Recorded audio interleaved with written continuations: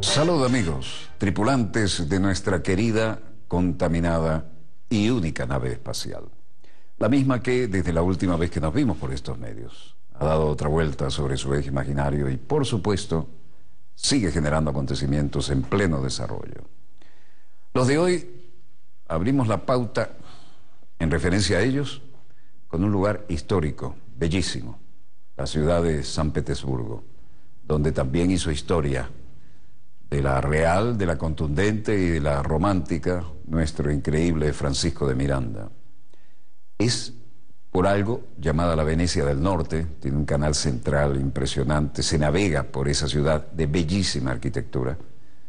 Realmente es una ciudad inolvidable y vale la pena hacer todo el viaje de horas en el tren bala que va desde Moscú hasta San Petersburgo, si no se toma un avión para visitarla.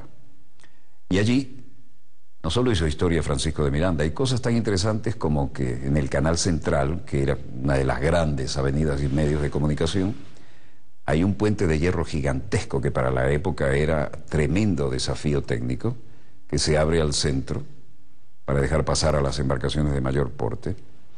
Y ese fue hecho por Eiffel, el mismo de la famosa Torre Eiffel de París. San Petersburgo es, desde todo punto de vista, historia importante de los mejores tiempos de Rusia, ¿no? Y en todo caso, aquí ha habido mucha historia y sigue habiéndola, y hay una estatua de Miranda que cuando la vi estaba en la orillita donde rompía apenas la olita, ahora está mejor instalada. Aquel Francisco de Miranda con su capa al viento, desafiante en el momento de desenvainar su sable antes de desembarcar. Bueno, esto es el toque nostálgico para todos los que somos amantes de nuestra historia patria, que ya no es más historia patria, sino que es historia universal, por todo lo que hizo Miranda y todo lo que hizo Bolívar, ¿no? No olvidemos que cuando las fuerzas armadas de este país cruzaron la frontera, fue para darle la libertad a 5 naciones. Y eso no es cualquier cosa. Pero vamos a San Petersburgo, porque allí las noticias son más modernas y de otro tipo, en medio de esta estupenda ciudad. Acá los acontecimientos en pleno desarrollo nos llevan a la situación de la que habíamos hablado y de cómo Rusia vuelve a jugar muy cerca de Finlandia, San Petersburgo, como se lo mostramos en esta belleza. Los palacios que hay allí y la apuesta que hizo el viejo imperio ruso allí.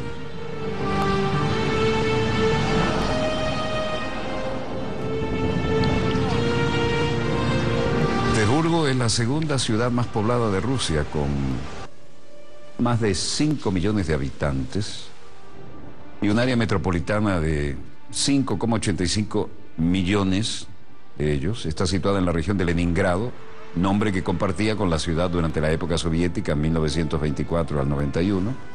Los otros nombres fueron Petrogrado, el 31 de agosto de 1914 hasta el 24 de enero de 1924. Leningrado luego, después de la muerte de Lenin, 24 de enero de 1924, hasta el 6 de septiembre de 1991. Es una especie de ciudad museo, es de una belleza. Ahí está Francisco de Miranda.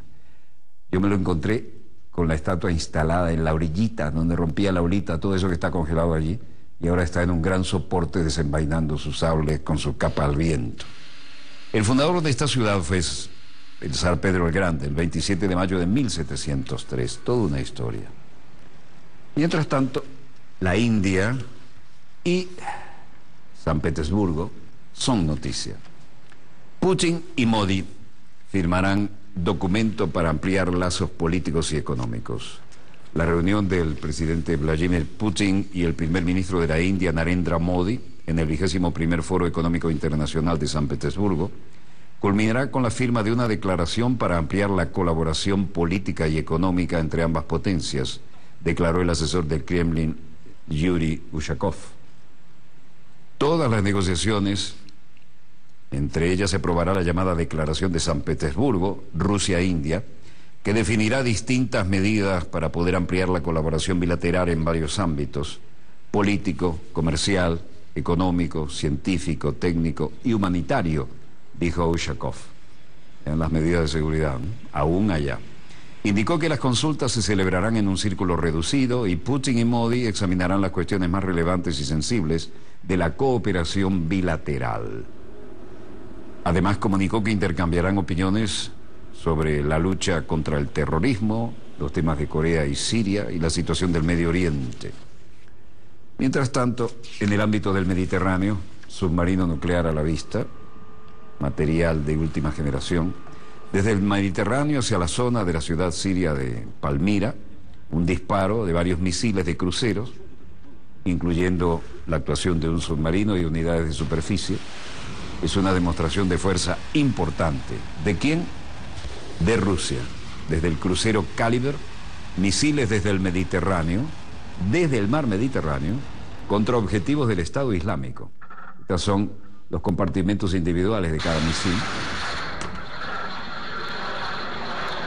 El ataque, según las agencias de noticias rusas, fue el primero de este tipo desde noviembre y fue realizado por la fragata Almirante Ezen y el submarino Krasnodar y tuvo como objetivo a extremistas y equipos de esa calaña en una zona al este de Palmira.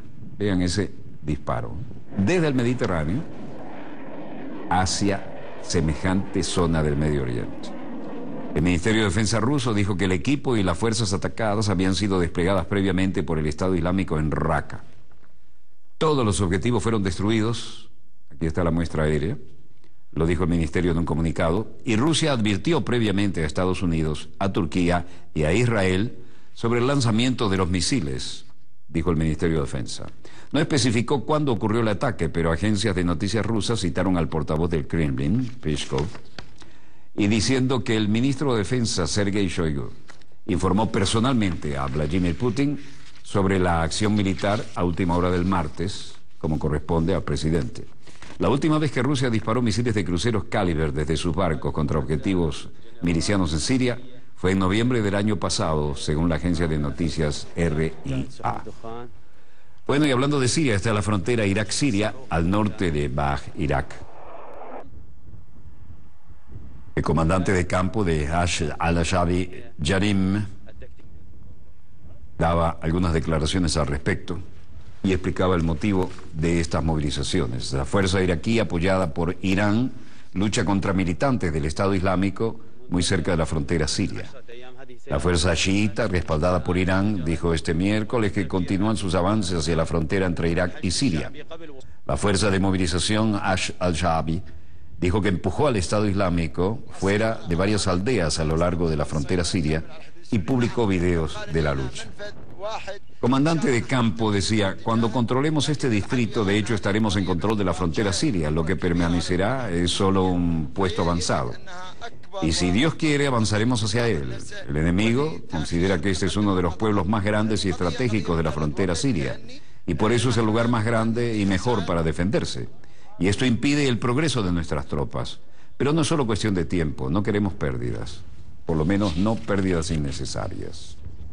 Comandante del campo de la Fuerza de Movilización Popular dijo que confiaba que pronto todo el área estaría bajo su control, sobre todo la zona de las fronteras sirias, como vimos.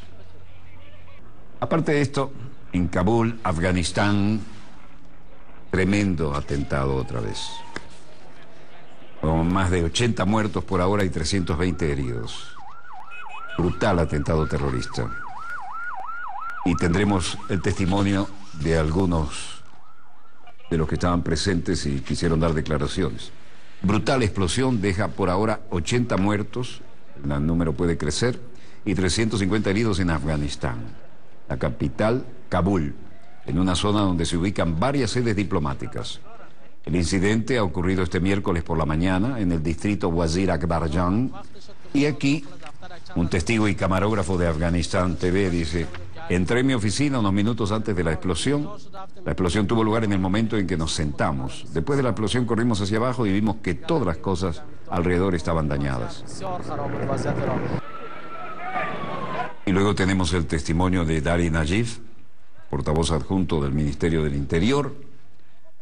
La situación fue realmente crítica, ¿no? Muertos y heridos por todas partes, había dicho el portavoz del Ministerio del Interior afgano, Najib Danish, sin precisar más detalles.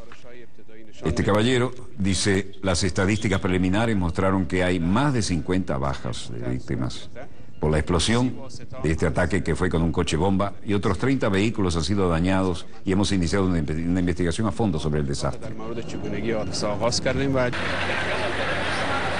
La onda expansiva rompió ventanas de edificios a kilómetros del lugar de la explosión, donde existe una espesa columna de humo, posible que se eleve aún el número de víctimas, es lo más probable, ¿no? Por lo demás, esto ha traído reacciones de carácter político. Se cerró toda el área para poder rescatar a los heridos y actuar en el peritaje de inteligencia. La inseguridad sigue dominando gran parte del territorio afgano. El viceministro del Interior, Murad al-Murad, desde Kabul, Afganistán, daba a conocer reacciones. Murad al-Murad, el ministro adjunto del Interior, decía: hay 80 víctimas por ahora en este incidente y 463 son los heridos. Varios grupos terroristas han reclamado la responsabilidad, pero nuestra inteligencia está trabajando para averiguar quién está exactamente detrás de este incidente y compartiremos nuestras conclusiones con ustedes lo antes posible.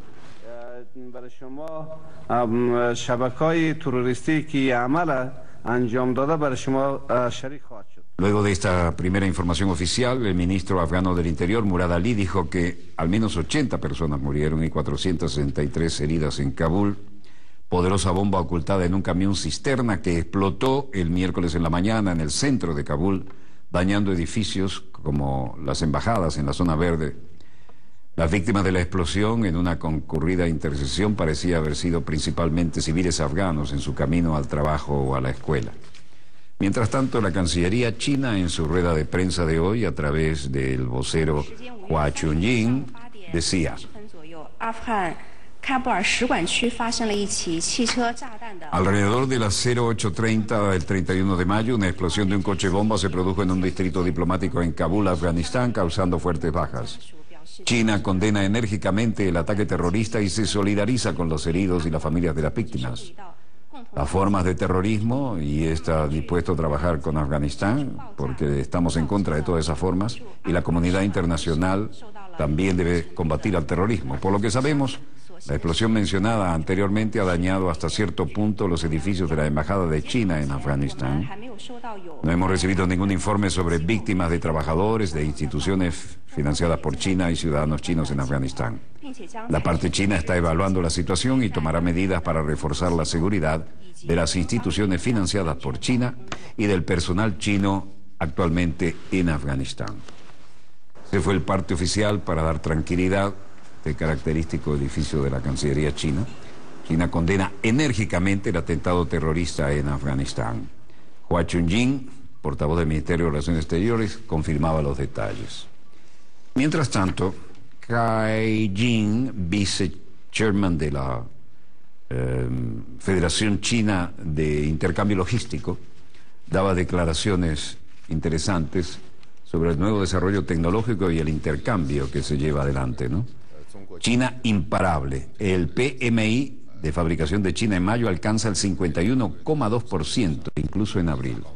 Las tendencias del Producto Interno Bruto de la economía general de China en general está ganando una recuperación constante, como el crecimiento del PMI ha registrado un alto nivel del 51%, 8 meses consecutivos, y podemos aprender del crecimiento económico que buscábamos un aumento este año y lo hemos sobrepasado.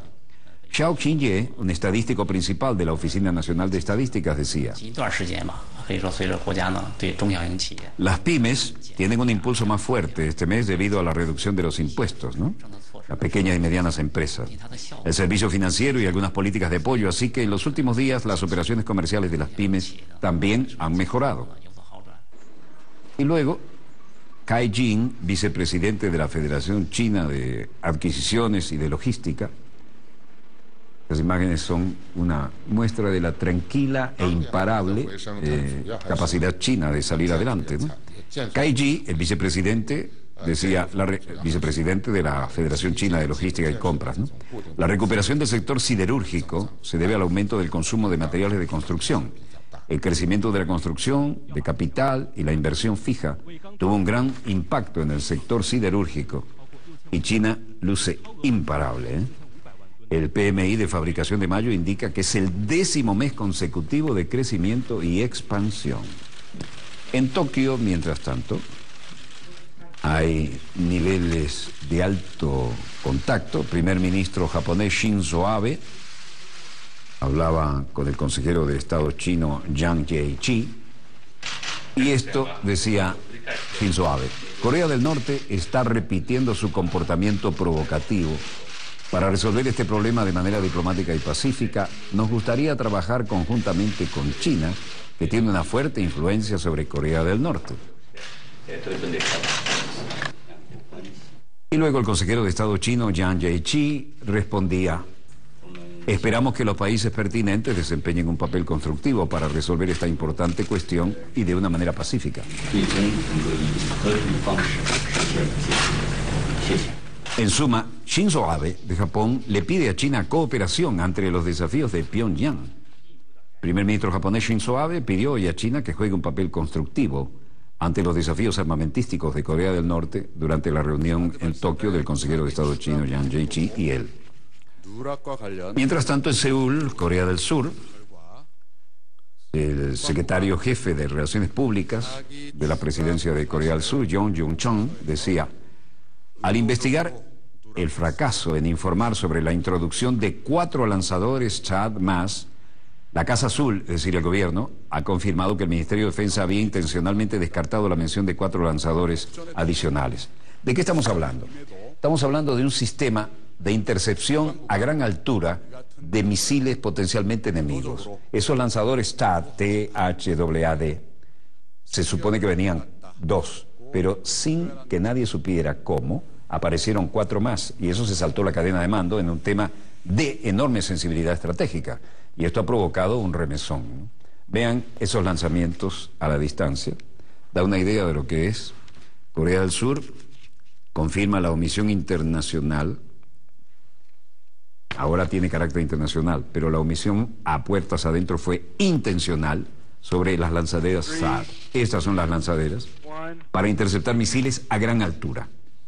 El secretario de prensa de la Casa Azul, la Casa de Gobierno, Jong Jung-chon, dijo que la información se eliminó del borrador del informe en varias ocasiones y el presidente surcoreano Moon Jae-in ordenó una investigación el martes último después de conocer que el ministro de Defensa no había comunicado a él como comandante. Eso sería una intercepción en el espacio, ¿no? Evitando los desastres que generarían esos misiles cayendo a tierra. Bueno, el Ministerio de Defensa no comunicó la decisión al nuevo gobierno durante la transición de poder. Base Vandenberg de la Fuerza Aérea de los Estados Unidos en California. Después de una prueba, Estados Unidos dice que las defensas de misiles están superando la amenaza de los misiles intercontinentales. Y cualquiera sea el caso, aquí ha habido nuevas manifestaciones. Estamos ahora en París. Amnistía Internacional en Francia dice que el terrorismo vuelve a ser noticia y dice que Francia utiliza poderes terroristas para frenar protestas pacíficas. Esto está fuerte, ¿eh? Nicolas Kremayer, de los programas de Libertad, dice: lo que pudimos observar del informe fueron las restricciones excesivas y abusivas sobre el derecho a protestar en nombre de la lucha contra el terrorismo, que es lo que suena alarmante, que la medida de estado de emergencia, lógica, ha permitido la prohibición de numerosas protestas. Nos prohibieron 155 protestas en 18 meses, porque eso sería como 3 protestas al día que fueron prohibidas. ¿Dónde está la libertad de expresión entonces? Y Amnistía Internacional de Francia, la dirección de los programas de libertad, Nicolas Kremayer como vocero, también hacían referencia sobre estas imágenes de tantas intenciones de protesta que fueron fuertemente reprimidas. Amnistía Internacional acusó a Francia de utilizar poderes de emergencia para luchar contra el terrorismo como pretexto, en realidad, para frenar protestas que eran pacíficas, incluso por temas ambientales y temas laborales sensibles. Nicolas Kremayer decía: hoy se nos lleva a creer que sin el estado de emergencia la seguridad se debilita. Por lo que por un lado tenemos seguridad que no se ve forzada por el estado de emergencia. Y por otro lado tenemos violaciones extremadamente claras y extremadamente peligrosas de nuestros derechos, de los derechos humanos que afectan a las personas, ya sean manifestantes o personas atacadas por medidas arbitrarias, abusivas, permitidas por el estado de emergencia decretado por el gobierno, por lo que hoy en día Amnistía está pidiendo levantamiento del estado de emergencia para probar su verdadera necesidad de que no es el caso recurrir a ellos.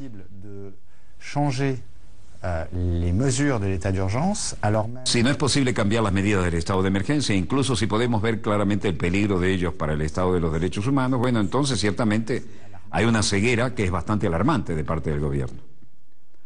Bueno, el vocero del gobierno francés, desde el Elíseo, Christophe Castaner, dijo, saliendo al paso a estas reiteradas manifestaciones, ¿no? Esperaré, pero tengo que esperar hasta que haya leído el informe. Pero sobre el principio de esto deseo mucho decirles que obviamente no se trata de manipular lo que es un estado de emergencia para combatir y prevenir terrorismo en modo alguno. Esa no es la actitud del gobierno francés.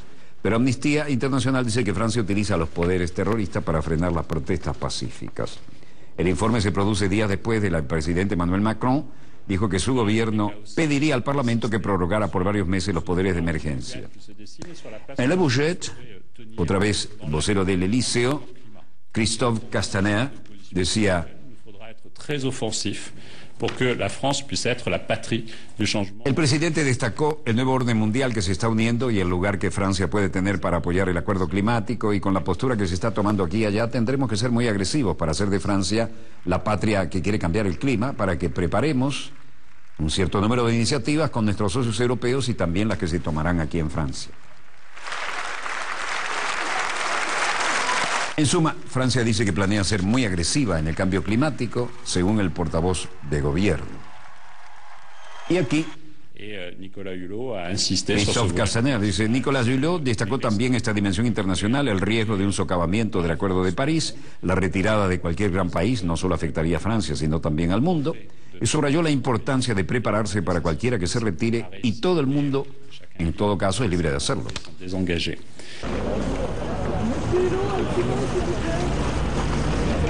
No todos quieren declarar la salida de las reuniones de gabinete, pero en cualquier caso, Francia dijo que será muy agresiva respecto al cambio climático. Y en Ámsterdam, Alemania, en Holanda, perdón, un gran golpe, dicen los de Greenpeace, y un gran golpe a los que realmente queremos proteger el clima, ¿no? Aquí, Faiza Ulazem, de la Oficina de Clima y de la Campaña de Energía, decía que hay razones, no ha habido una declaración oficial de la Casa Blanca, pero sí es cierto, un líder global como Estados Unidos que se retira del Acuerdo de París es una mala noticia. Definitivamente es una pésima noticia. Creo que un duro golpe para los ciudadanos, las corporaciones que están profundamente preocupadas por el cambio climático, especialmente las de Estados Unidos, y sin embargo tengo que decir que no es el fin del mundo. Como hemos visto desde el momento del presidente Donald Trump, desde que fue electo en noviembre, muchos países, entre ellos Europa, China, India y Japón, han confirmado su compromiso con el Acuerdo de París, y lo hicieron recientemente en la cumbre del G7. Y ayer también, cuando la India se reunió con Alemania, reconfirmaron su compromiso con el Acuerdo de París. Y como se puede ver, esta transición hacia una energía más limpia y renovable tiene lugar y es real y está sucediendo, y es algo que Trump tratará de ralentizar considerablemente, pero no es un desarrollo que él pueda detener. The US is responsible for 15% of the global emissions. That means that the rest of the world is responsible. Si nos fijamos en los hechos, los Estados Unidos son responsables del 15% de las emisiones globales, lo que significa que el resto del mundo es responsable del 85% de todas las emisiones que llegan a la atmósfera. Los países siguen comprometidos, lo que parece ser el caso. Creo que si se mantienen unidos y aceleran su acción sobre el clima, eso realmente puede hacer una diferencia. Y como he dicho, si nos fijamos en Estados Unidos y la administración Trump puede retirarse ahora, si podemos creer en las fuentes, pero si nos fijamos en Estados Unidos verán a muchos ciudadanos, muchas corporaciones, muchas ciudades, incluyendo a los estados también, que dicen: esperen un segundo, estamos profundamente preocupados por el clima y por el cambio climático. Y sí queremos colaborar, Golpe importante si Trump saca a Estados Unidos del acuerdo climático de Greenpeace. Chicago, Illinois, hay un proyecto científico que tiene que ver con el espacio, y aquí estás viendo el esquema fundamental. Detalles de la pionera misión solar de la NASA, la más ardiente, dicen irónicamente, jamás lanzada.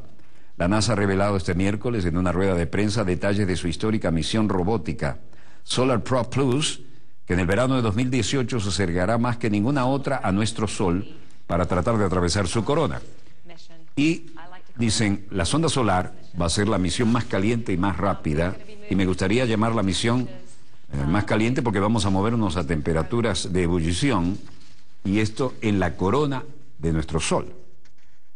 Y luego los otros científicos dijeron, también vamos a proporcionar información crítica que nos permita predecir mejor cómo el ambiente de nuestra Tierra responde a las variantes en el Sol, y vamos a hacer avances críticos que nos permitirán predecir mejor el tiempo espacial. Quiera que sea el caso, el Sol, al que nadie quiere acercarse demasiado, va a ser motivo de objeto de estudios sin precedentes hasta ahora. El resto de anuncios tocaron aspectos técnicos de la misión solar, así como cuestiones que quedan por resolver. Ahora mismo la sonda se encuentra en proceso de construcción, será sometida a pruebas rigurosas y el test final será también a finales de este año. En suma, parece que llevamos una sonda camino a nuestro Sol, en torno al cual estamos girando todos, incluyendo nuestra querida, contaminada y única nave espacial. Ya veremos si se nos derriten las alas, como en la leyenda griega, o llegamos a aprender algo de él. Bueno, no veo ningún detalle en los monitores de satélites que mejore lo que les hemos mostrado. Si así fuera, estaríamos de inmediato bajando esto y traduciendo y comentando para ustedes, pero estoy viendo 4 monitores y no veo algo que mejore nuestra pauta. Así que breve corte y volvemos con más acontecimientos en pleno desarrollo. No se muevan, ya volvemos.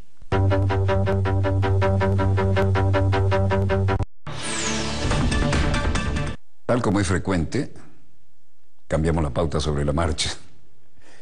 Esto no es tan problemático cuando uno es el productor y cuando no necesitamos teleprompter ni mucho libreto, que de hecho no usamos libreto, sino nos guiamos por nuestra edición, de la cual soy responsable. Pero cuando llega una información de última hora, el equipo se pone a tono y me acaban de informar que tenemos declaraciones de Fernando Huanacuni, el canciller de la hermana República del Estado Plurinacional de Bolivia, y por supuesto tendremos declaración de voz de Delcy Rodríguez, nuestra canciller de la República Bolivariana de Venezuela, que tiene un papel brillante últimamente y que como siempre a su altura.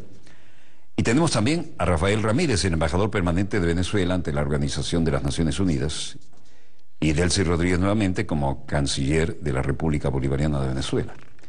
Esto es muy de última hora, así que voy a compartirlo con ustedes mientras nos adaptamos a fildear en términos beisbolísticos este interesante resultado muy de última hora. Escuchemos. Hermano presidente, hoy estamos reunidos en este organismo hemisférico y percibimos que la integración de nuestros pueblos, el multilateralismo y la confianza mutua están siendo vulnerados.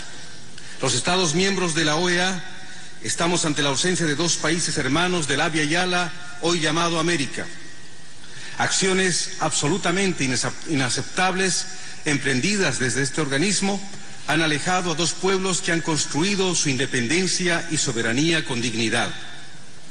La OEA es un organismo de estados soberanos que hemos forjado nuestra independencia sobre la base de las fortalezas de nuestros pueblos que se levantaron ante el colonialismo, la esclavitud y el intervencionismo. No podemos desconocer que este es un momento crucial para las Américas. Se observa un conjunto de problemáticas internas y externas que vienen aquejando a varios de nuestros países. Si recorremos desde el norte hacia el sur, encontramos dificultades en temas de estigmatización de la migración, narcotráfico, inseguridad, corrupción, entre otros. Esto nos permite mirar que en los últimos años el nivel de conflictividad se ha incrementado. En este conjunto de problemáticas también percibimos la difícil situación que vive nuestro país hermano como es Venezuela. Bolivia promueve el diálogo como principal elemento para la paz y el bienestar de nuestros pueblos, lo cual está reconocido en nuestra propia Constitución.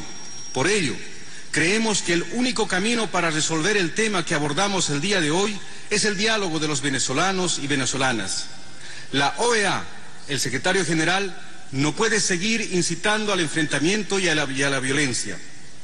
Los organismos internacionales están constituidos por estados y es inaceptable que por intereses personales y políticos de sus funcionarios o de algunos miembros se pretenda vulnerar los principios fundamentales del derecho internacional, como son la soberanía de los estados y la no intervención en asuntos internos. Los estados soberanos asistimos a los organismos internacionales para construir un diálogo y en igualdad de condiciones, desafíos comunes a favor de nuestros pueblos. Lamentablemente, las acciones agresivas e intervencionistas del secretario general han llevado a la OEA a convertirse en un espacio de confrontación contra un Estado miembro, alejándola de su función principal como facilitador, mediador y foro de diálogo político en los momentos de dificultad que atraviesan nuestros países. Los Estados, como los principales decisores y constituyentes de la organización, somos los responsables de nuevamente reencauzarla hacia su verdadero rol. Hemos sido testigos en estos 2 últimos años que el señor Almagro dejó de ser funcionario internacional, abandonó su función de secretario general, convirtiéndose en un actor político, vulnerando la Carta de la OEA y las normas generales de la Secretaría General, y actúa al margen de los intereses de los Estados miembros, favoreciendo solo a posiciones hegemónicas. Es tiempo de tomar acciones certeras que le den solidez y credibilidad a la organización. Las acciones del secretario general generaron un clima de conflictividad confrontando al pueblo venezolano, generando violencia y causando muertes de ciudadanos inocentes. Los países miembros de la OEA estamos ante un gran dilema. O se sigue por el camino del diálogo y el respeto a los países hermanos, o se sigue por el camino de la confrontación e imposición. O se trabaja respetando la institucionalidad y el derecho internacional, o se desconoce toda la normativa, continuando con el intervencionismo y la vulneración de la soberanía de los Estados miembros, destruyendo el multilateralismo y la confianza mutua construida entre nuestros pueblos de las Américas. Hermanas y hermanos, en mi país, a partir de la experiencia de la Abya Yala, hemos aprendido a construir una democracia participativa y comunitaria desde nuestras diferencias. Por lo tanto, en este foro internacional proponemos escucharnos y dialogar sin imposiciones y sin exclusiones. Los pueblos libres del continente no necesitan de protectorados ni tutelajes. Nada de lo que hagamos y nada de lo que se decidirá será útil sin la participación de Venezuela. Somos testigos que numerosas reuniones y decisiones que la organización ha adoptado, incluyendo decisiones asumidas ilegalmente como las del 3 de abril del presente año, no han contribuido con la solución, sino todo lo contrario. Si efectivamente existe el interés de contribuir desde los países hermanos de la región, convoquemos a espacios de diálogo transparente desde Venezuela, donde Venezuela esté involucrado, que sea el actor principal y donde realmente podamos dialogar entre iguales y sin imposiciones ni intervencionismos.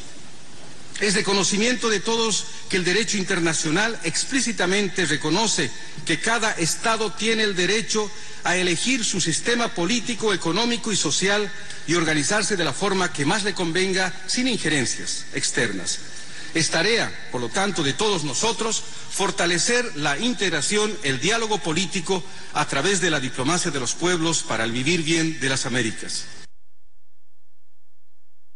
Excelente y fraterna declaración de Fernando Guanacuni, canciller del Estado Plurinacional de Bolivia en la Organización de Estados Americanos. Tenemos, vean, Cancillería de Venezuela, representante de Ecuador, María Iñiguez. Condenamos la injerencia externa y actos violentos que alteran el orden constitucional en Venezuela. Todos los métodos modernos de comunicación audiovisual se están utilizando en este plan solidario, ¿no? Y la canciller de la República Bolivariana de Venezuela, Delcy Rodríguez, también hizo declaraciones vía telefónica sobre la circunstancia por la que estamos pasando. La de cancilleres de la OEA, que como tú bien sabes, provocó que Venezuela se retirase y denunciase la carta de esta organización.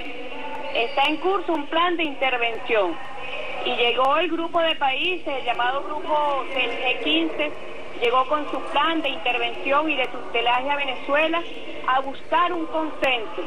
Y el único consenso que resultó de esta reunión es que no hay consenso, porque frente a ese grupo de intervención, de respeto al derecho internacional, se impuso la voz moral y de respeto estricto a las normas internacionales del Grupo Países del ALBA y del CARICOM. Fue una batalla política que evidenció la pugna entre dos modelos, entre el modelo hegemónico dirigido desde los centros de poder de los Estados Unidos y el modelo que propugna el respeto a la soberanía y a la independencia de los países.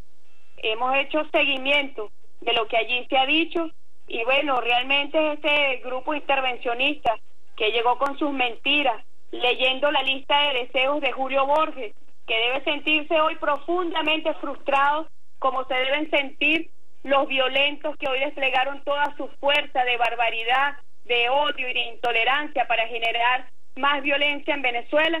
Deben sentirse profundamente frustrados de que la OEA no les dio el respaldo que ellos han estado buscando y que han estado pretendiendo.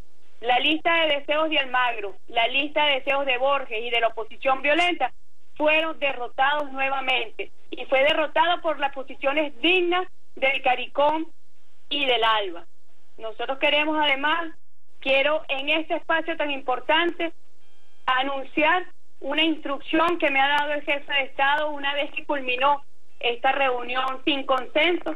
Me ha instruido a participar personalmente como canciller de Venezuela en la próxima Asamblea General que se realizará en Cancún, México. Allí llegaremos de marcha, llegaremos con los pueblos de Centroamérica, con los pueblos de América Latina y el Caribe a defender a Venezuela, a ratificar el retiro de Venezuela de esta organización, justamente por esas pretensiones intervencionistas que un grupo de países que no cuenta con el apoyo de la mayoría de nuestra región pretenden imponer sobre Venezuela. Allí llegaremos, bueno, de la mano de los pueblos, como debe ser, a defender a Venezuela. Hoy ha sido un gran fracaso para este gran grupo intervencionista y nosotros también llegaremos a Cancún a defender los derechos legítimos de Venezuela. Delcy Rodríguez, nuestra joven y brillante canciller, ministra de Relaciones Exteriores de la República Bolivariana de Venezuela, y Rafael Ramírez, embajador permanente de la República Bolivariana de Venezuela ante el organismo de las Naciones Unidas, también salió a defender nuestras posiciones. Señor presidente, en primera instancia para agradecer a todos los países miembros de la Asamblea por su apoyo a nuestra candidatura y agradecer muy especialmente a los miembros del GRULAC, nuestro grupo regional, su decidido y militante apoyo, como bien lo expresara nuestro distinguido representante de Haití en sus palabras previas. Nosotros quisiéramos expresar que no entendemos, sí entendemos, pero no nos cabe a nosotros en el sistema multilateral aceptar que la representante de los Estados Unidos pretenda cambiar la postura y la posición de nuestro grupo regional. La actuación de los Estados Unidos el día de hoy se suma a un conjunto de agresiones a las prácticas del sistema multilateral y pareciera que los Estados Unidos pretenden imponer su voluntad, como hacían en el pasado, al conjunto de las naciones y en particular a nuestra región de América Latina y el Caribe. Hoy les hemos dado una lección, hoy les hemos dado una extraordinaria lección de lo que es la soberanía y las decisiones de nuestra región. Por otra parte, quisiera reafirmar nuestro compromiso como país y mi compromiso personal en trabajar de manera intensa en la Cuarta Comisión para manejar con éxito las distintas tareas que tenemos allá planteadas. Y sepan, en el caso de los procesos de descolonización, los señores colonialistas, entre ellos los Estados Unidos, que todavía mantiene entre otros territorios ocupados a nuestro querido y caribeño Puerto Rico, sepan de nuestra determinación a avanzar en el cumplimiento de todas las resoluciones de las Naciones Unidas para lograr que este tercer decenio en contra del colonialismo pueda alcanzar un éxito en el marco del multilateralismo. Así es que en nombre de nuestro pueblo, el cual, por cierto, está enfrentando importantes retos que nosotros sabremos resolver en el marco de nuestras leyes y nuestra Constitución, y por eso se lo hemos dicho a los Estados Unidos en todos sus intentos, no aceptamos la injerencia extranjera en nuestros asuntos internos, más aún cuando proviene de uno de los países que ha tenido mayor incidencia en la desestabilización, no solo de nuestro país, sino que tiene un triste historial de desestabilización e injerencia en toda la región de América Latina y el Caribe. Nuestra región ha estado sembrada de muerte, destrucción, por la cantidad de dictaduras que ha impuesto y ha apoyado a los Estados Unidos en su afán de creerse dueños de lo que ellos llaman su patio trasero, la región de América Latina y el Caribe. De manera tal, señor presidente, señores embajadores, señores representantes, agradezco el apoyo hacia nuestra candidatura a la cuarta comisión y agradezco todas las expresiones de solidaridad frente a este accionar de la delegación de los Estados Unidos que pretendía restarle prestancia a este evento profundamente democrático. Nosotros no le tenemos miedo a las elecciones, nosotros no le tenemos miedo a medirnos en la Asamblea Nacional y en cualquier instancia de las Naciones Unidas para siempre exponer la justeza y la verdad de nuestras posiciones. Gracias, y cuenten que en la cuarta comisión daremos todo nuestro esfuerzo para cumplir estrictamente con los objetivos y las responsabilidades que han sido asignadas por la Asamblea General. Gracias, señor presidente. Rafael Ramírez, embajador permanente de la República Bolivariana de Venezuela ante la Organización de las Naciones Unidas, agradeciendo la solidaridad demostrada pese a las presiones de las grandes potencias. Y aquí tenemos nuevamente a nuestra joven y brillante ministra de Relaciones Exteriores, acá en todos los que nos estaban representando hoy. En un día de triunfo para la diplomacia bolivariana de paz, hoy el embajador Rafael Ramírez, nuestro embajador ante las Naciones Unidas, dio una batalla extraordinaria frente a la pretensión de los Estados Unidos de derrotar la posición de Venezuela como presidente en la cuarta comisión de las Naciones Unidas, que lleva los temas de las misiones de paz, de descolonización y de Palestina. Es un triunfo muy importante para nuestra diplomacia. Sabemos que la pretensión imperial, el país hegemón de esta región y que pretende erigirse como el dueño del mundo, ha sido derrotado. Es un reconocimiento a la posición de Venezuela en el ámbito internacional, tanto en los aspectos bilaterales como multilaterales. Es un reconocimiento a la diplomacia de paz que ha desplegado Venezuela por todos los rincones del mundo y ha sido instruido, dirigido por el presidente de la República, enmarcándose en el legado de nuestro comandante eterno Hugo Chávez. Como ustedes bien saben, también fuimos electos, designados como primer vicepresidente de la Comisión de Desarme de las Naciones Unidas. Hoy ha sido un día de triunfo para Venezuela, hoy ha sido un día de victoria para los países del ALBA. Bolivia, nuestra hermana Bolivia, también fue reconocida en una posición muy importante como vicepresidente de la Asamblea General de las Naciones Unidas. El ALBA avanzando en la consolidación y el posicionamiento en la construcción de un mundo pluripolar y multicéntrico. Hemos venido también a Nueva York en este Día de la Diplomacia Bolivariana de Paz a sostener una reunión de trabajo con el representante personal del secretario de las Naciones Unidas para la controversia territorial sobre el Esequibo, reafirmando los derechos legítimos que tiene nuestra patria, que tiene Venezuela sobre el Esequibo, producto esta controversia del mayor despojo imperial que ha ocurrido en la historia de nuestro continente. Bueno, hoy ha sido un día de trabajo productivo para Venezuela, hoy ha sido un día de reconocimiento para la diplomacia de paz. Mientras centros imperiales están por el mundo desplegando políticas belicistas, nosotros estamos aquí construyendo la paz, la cooperación, la solidaridad. Es un día muy importante para nuestra diplomacia y nosotros nos sentimos muy satisfechos y celebramos estos eventos que han ocurrido en la ciudad de Nueva York. Bueno, hemos formalizado la aceptación del gobierno de Venezuela para el representante personal del secretario Guterres para esta controversia territorial, en unos buenos oficios que, como tú bien sabes, había sido solicitado por Venezuela la prosecución de este mecanismo que está contemplado en el Acuerdo de Ginebra de 1966, donde además Venezuela formaliza la aceptación del reforzamiento de los buenos oficios con mandato de mediación.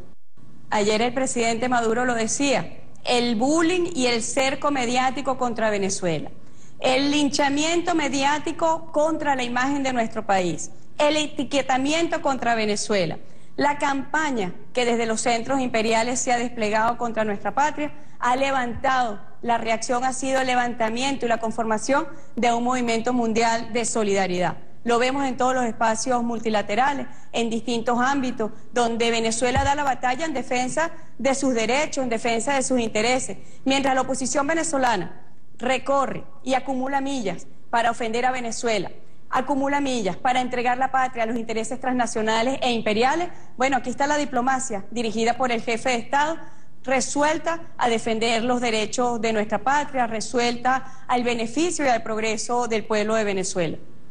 Ha sido un triunfo para la diplomacia bolivariana de paz. Nosotros aquí, el equipo, nos sentimos muy contentos de poder estar en esta ciudad ratificando los principios esenciales de nuestra diplomacia. Una diplomacia dirigida al encuentro entre los pueblos, una diplomacia dirigida a la cooperación, dirigida a la amistad, a la solidaridad, al respeto estricto de los principios y propósitos de la Carta de las Naciones Unidas, al respeto al principio de no intervención en los asuntos internos de ningún Estado, al respeto al principio de autodeterminación de los pueblos. Los pueblos tienen derecho a decidir por sí mismos qué modelo político, social, cultural, económico se van a dar. Y esa es la diplomacia y esos son los valores que guían nuestro accionar en el ámbito internacional. Algunas reacciones aquí a través de Delcy, cuando decía, vean lo siguiente. Se puede salir y entrar para criticar al gobierno. Yo me acuerdo de la franquista también, yo nací cuando estaba el franquismo. Cuando volvían los opositores se les encarcelaba, se les torturaba y se les fusilaba a decenas de miles. Curiosa dictadura que ha tenido 20 elecciones, 2 perdidas por el gobierno. Curiosa dictadura que hay más de 100 partidos legales. Curiosa dictadura donde hay medios de comunicación que critican al gobierno. Curiosa dictadura donde un poder como el Consejo Nacional Electoral, la oposición celebra ahí sus primarias. Yo creo que más bien desde el 2002 lo que hay es un intento de cambio de gobierno por la fuerza, gravísimo, llamado al desconocimiento y derrocamiento, lo que conlleva, de hecho, un llamado a la violencia a sus seguidores. Me ha entristecido profundamente que este señor no condene la quema de transportes, el uso de menores en las calles, la quema de camiones de alimentos o el linchamiento con quema de gente por parecer chavistas. Las cifras son curiosas según quien las cuente. 62 muertes.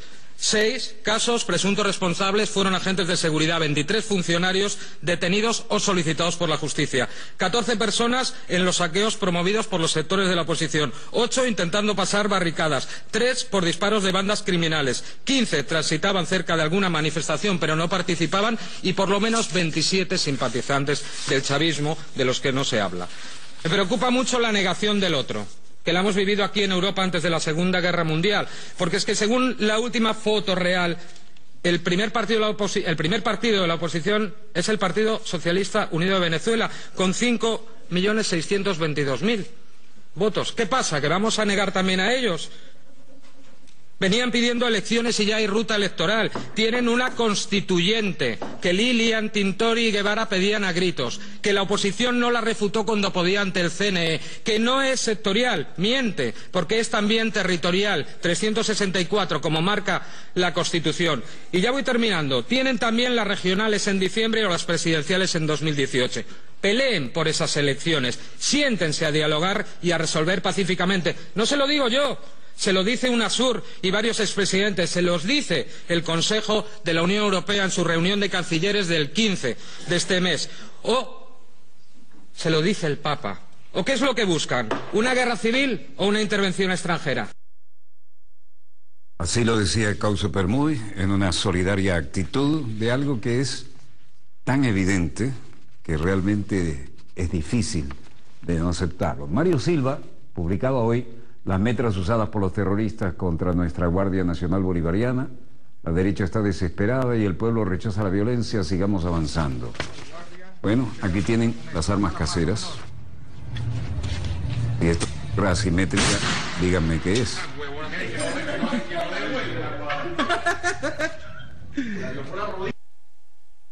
Por lo demás, la famosa banda. Estas son las metras usadas por los terroristas contra nuestra Guardia Nacional Bolivariana. La famosa banda gritó "Chávez vive" y dedicó la canción en pleno concierto en Ámsterdam. Al ritmo del tema "Adelante, comandante", el grupo español Ska-P puso a bailar a miles de personas en el Festival de Rock Europeo celebrado en Ámsterdam, Holanda.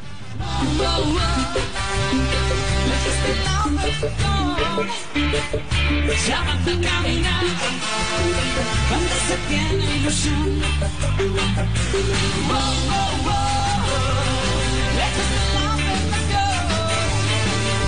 Ya basta caminar cuando se tiene ilusión. Una guerra de son pura la verdad. Señale los dientes a la cara al tío Sam. Sin dar un paso atrás.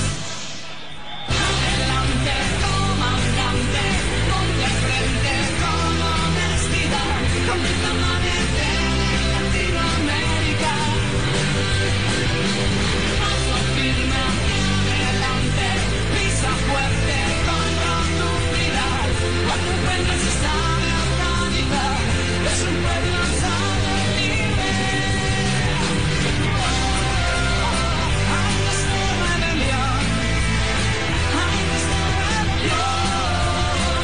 En Latinoamérica, tiempo de transición, tiempo de transición, en toda América. Adelante, comandante, ponte frente, comandante, de Latinoamérica. Y paso firme hacia adelante, pisa fuerte, comandante, en toda América. Luego Venezuela, Ecuador, Bolivia, Cuba, y mañana toda América Latina será bolivariana. ¡Viva la revolución!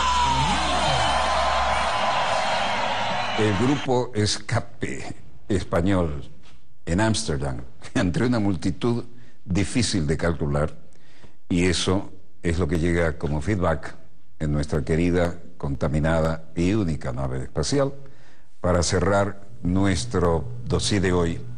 Como siempre, desde Venezolana de Televisión, Estudio 3, el canal pionero de la televisión venezolana, porque es heredero de aquel TVN5 en el cual comenzamos allá por 1970-71 en el Cerro Marín, y cumplo con lo que me dicen los habitantes del Cerro Marín. No nos diga Cerro Marín, somos La Charneca y estamos orgullosos de ser de La Charneca, y sabemos que usted todas las madrugadas pasaba por aquí para ir a la televisora, y lo veíamos al mediodía. Todavía hay gente que se acuerda.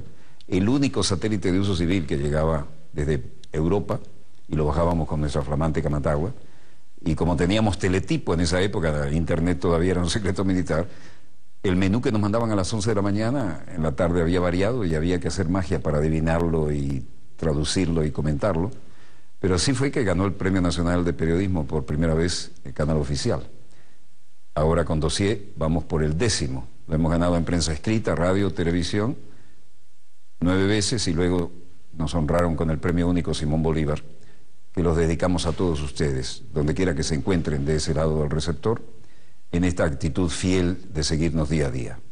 Así que desde el Estudio 3 de Venezolana de Televisión, VTV, Víctor, Tango, Víctor, finaliza aquí Dossier, el programa decano en todo el hemisferio occidental de la información internacional vía satélite, y a nombre de todo el equipo de estudio que me acompaña, yo me honro en nombrarlos, porque yo comencé llevando cable atrás de una cámara. Esa fue la manera de aprender televisión desde abajo, ¿no? Después de barrer el piso, el siguiente nivel del escalafón, y barrer el piso es muy importante, ojo.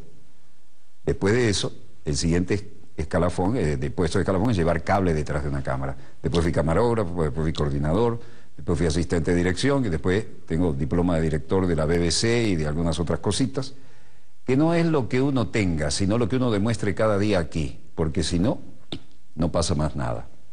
Señor coordinador, dígame. Bueno, parece que tenemos una señal que... No, es otra voz como aprendimos en la Academia Militar. Volveremos mañana, Dios mediante, cuando nuestra querida, contaminada y única nave espacial haya dado otra vuelta sobre su eje imaginario y estemos aquí para contarles la pequeña gran historia de las próximas 24 horas. Les habló Walter Martínez, productor y conductor de Dossier. Disponga usted de las cámaras, señor director.